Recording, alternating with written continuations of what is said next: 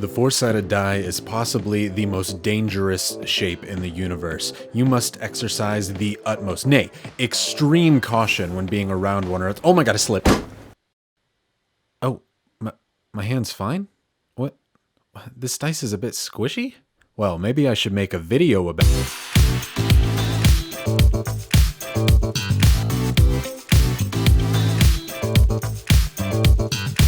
Today, I'm going to be showing you how to make squishy dice. It's a lot like our normal dice, but instead of using resin, we're actually going to use silicone, a very specific type of silicone, which I think is important to the overall quality of the final product.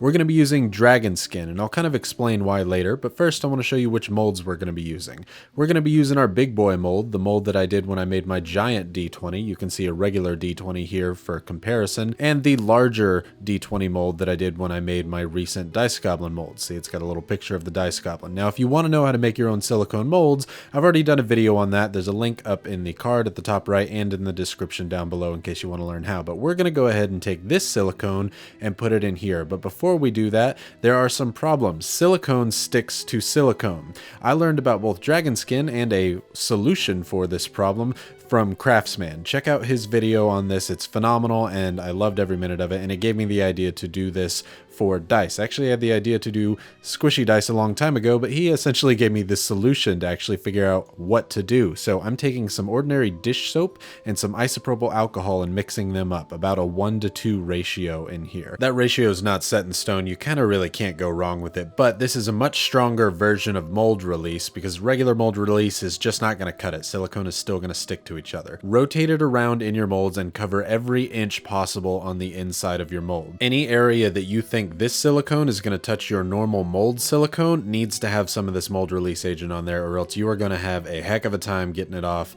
And I am doing that as a monkey say because I definitely messed up on it, and I will show you that later. So I'm going to start mixing my silicone. I'm using nitrile gloves. You really kind of don't have to. Silicone's not that dangerous to get on you, but I want to. And I am going to make this giant D20 that I've made before, but out of silicone. So I put it in the cups that I'm going to mix with to kind of get a rough estimate of how much silicone I need to put in there. I see that making a larger dice and this ginormous dice, I probably need this to be filled up about 2/3 of the way. However, this stuff takes a while to settle, so be warned. I had to refill this a few times until it got way more than I really bargained for in there because I was just assuming it was done, but it takes a while to really level itself off. Now, regular silicone, we could just do that and we'd have a very clear set, which is neat, but I wanted it to be a little bit more interesting. I wanted to have some gold pigment in there as well as some of this Stuart Semple black pigment, which is the darkest pigment that you can possibly buy, I imagine, but I don't even know if you can get it anymore. Either way, we're going to put a ton of pigment in there, and I mean a ton because I was really afraid of this not working, so I put probably way more than I needed, but hey, it turned out all right. Now, when you're mixing this stuff, that mica powder and that dust is going to get in the air. Make sure you're wearing your respirator or what have you to make sure that you're not getting any of that in your lungs. It's bad business. I mix my pigment with part A before I take the part A and mix it in with the rest of part B. You can see that is a gorgeous gold color, and now I move it into a cup that makes it far easier to see for YouTube as I'm mixing things up together. However, after I'm done mixing this stuff, I actually put it into 3 equal-sized cups that will fit well into my vacuum chamber because I thought, hey, this stuff might shrink as it's in the mold and I don't want to have giant gaps in my silicone. The 3rd cup, I mix some of the black pigment in there with the gold so that I've got kind of a nice mixture and I can get a nice contrast between the two. I'm using an Ablaze vacuum chamber to get this going, and once I equalize the pressure within there or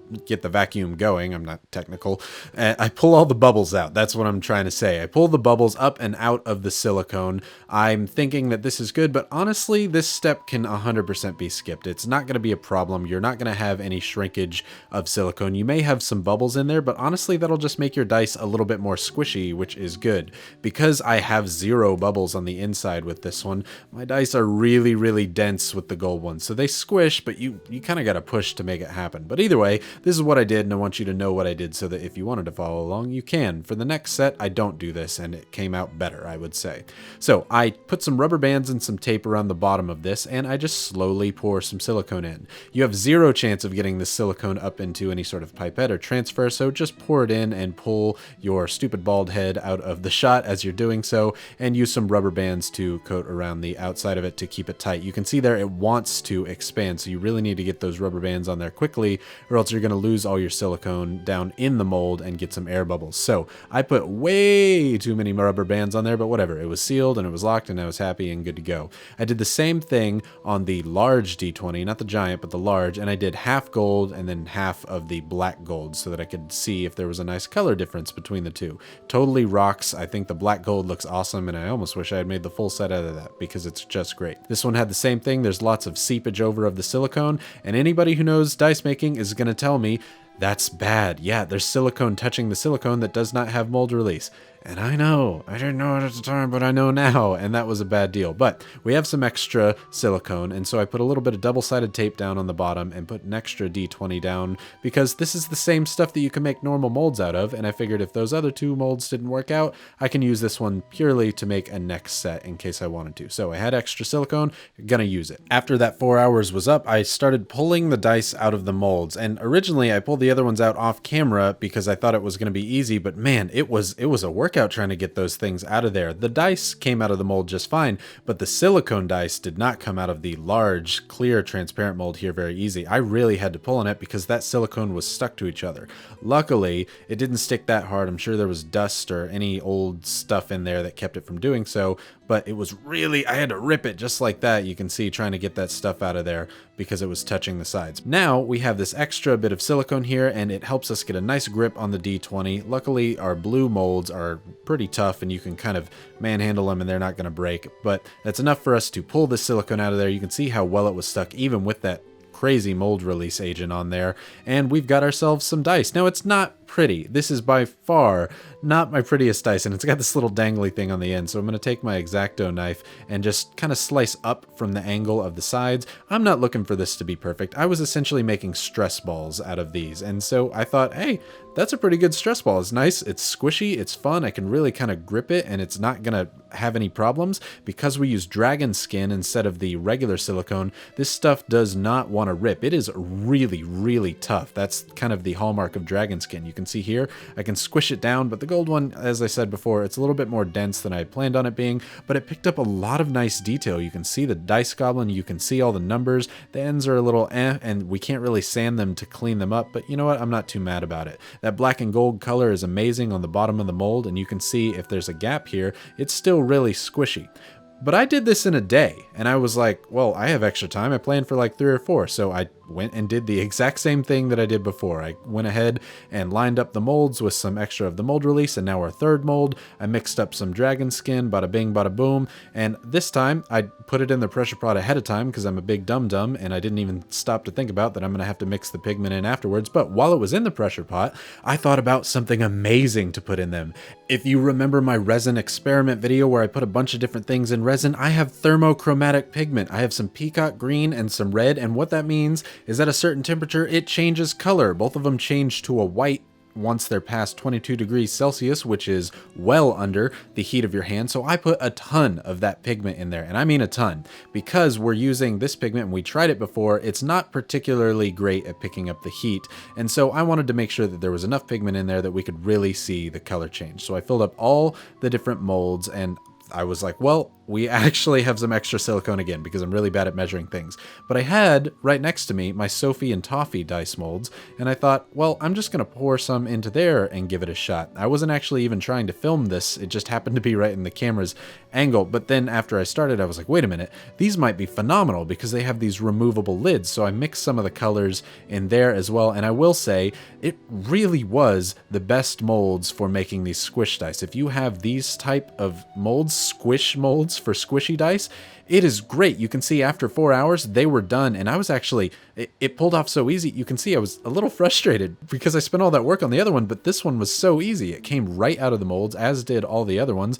And now I've got these awesome looking dice that are super squishy and good to go. And I don't have to worry about cutting anything off of there. They're basically already sanded. And with that, I've got all the dice that I was planning to make for this set, because this is just supposed to be a stress relief toy. If you wanted to make a full set of dice, you absolutely could. These dice are just what I wanted to make. Now, you can see the detail on this first one is phenomenal. You can see all the numbers fine, and it's super squishy, and that's great. This second one, however, some of the numbers are not doing too well, and it kind of did destroy my mold. So forewarning, don't use this on your favorite molds for your masters. It's not great for that, as it will mess with them. And if you want to paint the numbers, you can. There's a product called Psycho Paint, which I'll show on the screen here and link in the description down below. It allows you to paint onto silicone.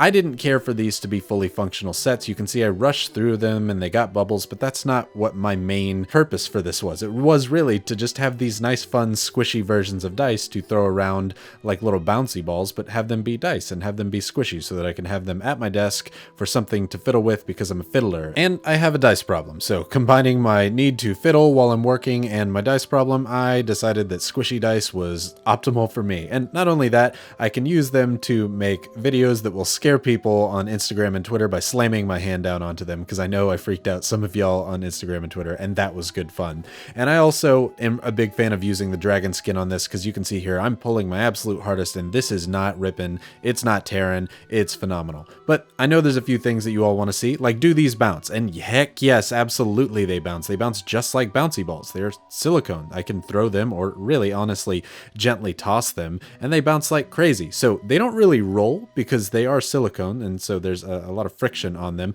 but they more bounce than roll. And it works on all surfaces, both on my wood floor, my kitchen, and outside on the little patio. So they bounce like crazy. Now, I haven't shown the thermochromatic part of this yet. I hold this in my hand for maybe about 20 seconds, and you can see it starts to change color. It goes from blue to a kind of lighter blue, which is great. If I were to hold it for a few minutes, I would get the ultimate white color, but let's see it in a more real-time scenario. So I'm going to take this big giant blue one, and the reason I want to show this in real time is because silicone is a god-awful conductor or transferer of heat. So you can see even here with this really, really warm water, it takes it a second before it actually changes color. And this is pretty thick. That's why if you are going to do this with that kind of thermopigment, you want to use a lot of it. And it looks great. It goes from blue to gray, and you can see the difference really well. But let's drop some of these down in water. They don't float, so it's a really great way to just throw them down in there, and you can watch the colors change right before your eyes. It takes maybe about 10 seconds for them to be a near complete white. And so we're going to take the kind of larger, thicker blue and red one and set it in there and watch it change right before our eyes and go from this blue and red to this kind of cotton candy color to a clear white. Now I'm going to take it out and dry it off, because after it's all dried, I think it looks really cool if we do a reverse time lapse of this. So we're going to let it sit here for about 5 minutes and speed up that time lapse, because holy crap, that looks phenomenal as it changes back color. I actually left part of it touching the cup so you could see where it is touching the cup. It remained white because there was a lot of heat still on it, but the rest of it, the blue and the red, changed back. The smaller ones actually have this cool effect when they're changing back. The corners change first, because that's where the cold is able to seep in, and it looks almost like blood in the water for sharks, and it is just super duper cool. And I love this set, and I love holding it in my hand while it changes color, and it's just a good bit of fun. So I'm bouncing these around all over because they are just so fun to bounce, because why wouldn't you want to bounce dice if you could rather than roll them? They're not very good at rolling, but for a bounce, they're pretty darn awesome. So I want to say a quick thank you to the patrons who help support this channel, because this was super fun, and I cannot wait to see what some of you all create with these squishy dice. I basically just am throwing the idea out there. I want some people to really color them in and make some phenomenal squishy dice, and send those to me on Twitter, Instagram, whatever you do, because I'm sure some of you are going to make better ones. And I'm using Dragon Skin 20. There's a squishier version out there called Dragon Skin 10. It just wasn't available when I tried to get it, so you can get even squishier dice if you put your mind to it. Thank you so much for watching. I hope this video relieves some of your stress in the same way that these stress relief dice will do for me going forward. This is actually an idea I had like 6 months ago, but I was finally able to execute on it because enough people asked if that was even possible in the comments that I finally said, you know what, I should get down to that. And so please tell me in the comments some other things that you might want to see, or if you want to learn how to make dice from resin from scratch, I have tons of videos on those as well. So thank you so much for watching. I hope that you all have an absolutely fantastic day.